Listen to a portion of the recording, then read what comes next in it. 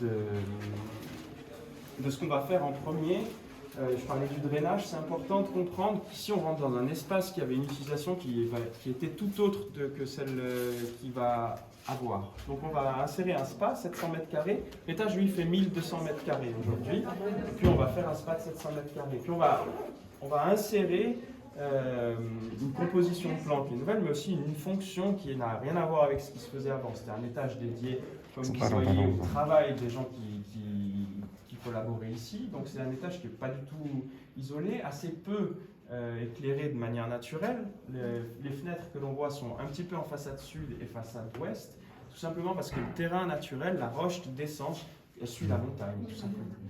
Donc ici, on va avoir une intervention beaucoup plus invasive parce qu'on va pas tout démolir, mais en tout cas, on va démolir toutes les répartitions internes qui ne sont pas structurelles pour essayer d'avoir un espace le plus libre possible. C'est pour ça que je vous disais de regarder la grande salle, parce qu'ici on est dessous la grande salle, au même endroit, et puis le volume qu'on a en haut, en tout cas les nombres de mètres carrés, on les retrouve en bas. On le voit assez bien sur le plan, la piscine va s'insérer dans ce volume-ci, et puis on a la chance de bénéficier de ce système structurel. Ici on est obligé d'isoler complètement tout l'étage.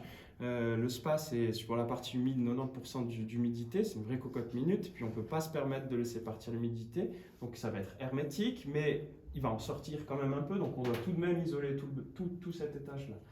C'est un petit peu les éléments qu'on doit encore sous-peser. Par exemple, on va après aller dans la future salle d'attente ou l'avant du bâtiment, on a de belles voûtes, puis comment isoler sans perdre le volume, sans perdre les détails architecturaux, en tout cas d'éléments. Et bien là, on va justement sous-peser. Les monuments ici sont là pour nous aider. Le bâtiment est classé 2, donc on ne peut pas faire n'importe quoi. Puis on n'a pas la volonté de faire n'importe quoi. On a vraiment la volonté de redonner un coup de fraîcheur à ce bâtiment pour qu'il puisse repartir pour au moins 30 ans. Mais conserver toujours ce qui a une valeur historique importante, par exemple la porte, les fenêtres qui datent de 1895. On va les conserver, on va les rénover, mais par exemple, elles ne peuvent pas être hermétiques par rapport au fait qu'on a beaucoup d'humidité. Donc ce qu'on va faire, c'est qu'on va créer une séparation à l'intérieur, mettre des panneaux vitrés qui vont laisser l'espace à l'élément historique, et on va venir gérer la technique en surépaisseur. C'est un petit peu ce qu'on va essayer de faire. Justement, on parlait du drainage. Aujourd'hui, c'est un volume qui n'est pas du tout chauffé, pas du tout ventilé. Donc on va créer une nouvelle organisation. La structure va peut-être en pâtir, c'est pour ça qu'on doit l'isoler, mais on doit aussi drainer de l'extérieur du bâtiment pour que l'humidité ne rentre pas dans la structure. Donc je vais vous le montrer après. On va à certains endroits creuser près de 3 mètres contre la façade pour isoler, drainer, pour que le bâtiment soit sain, vraiment sain. Est-ce que vous avez des questions? C'est chauffé à quoi?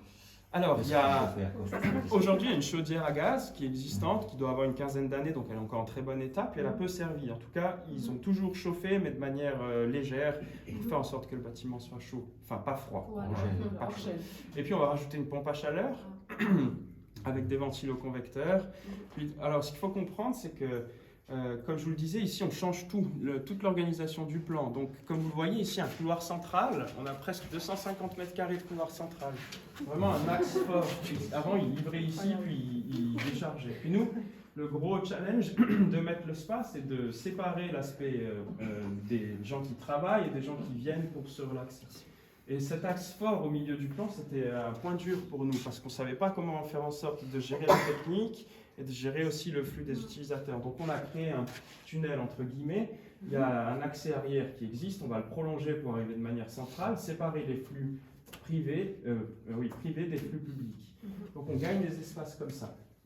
Et puis la technique c'est important, on va rajouter des pompes à chaleur, des monoblocs de ventilation, on n'a pas la même technique qu'il y a même 50 ans en arrière, donc là où vous êtes, on va creuser près de 4 mètres en dessous de ce niveau, déjà pour faire le bassin, mais aussi pour avoir un niveau technique, on va mettre tous ces éléments.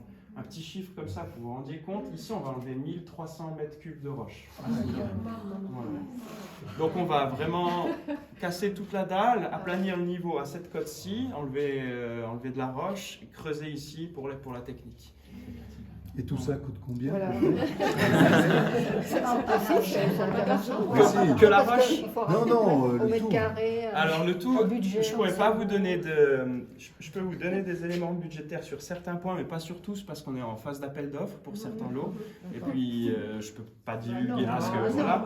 Mais on parle d'un coût total de travaux d'environ 20 millions, à peu près 20 millions. Voilà.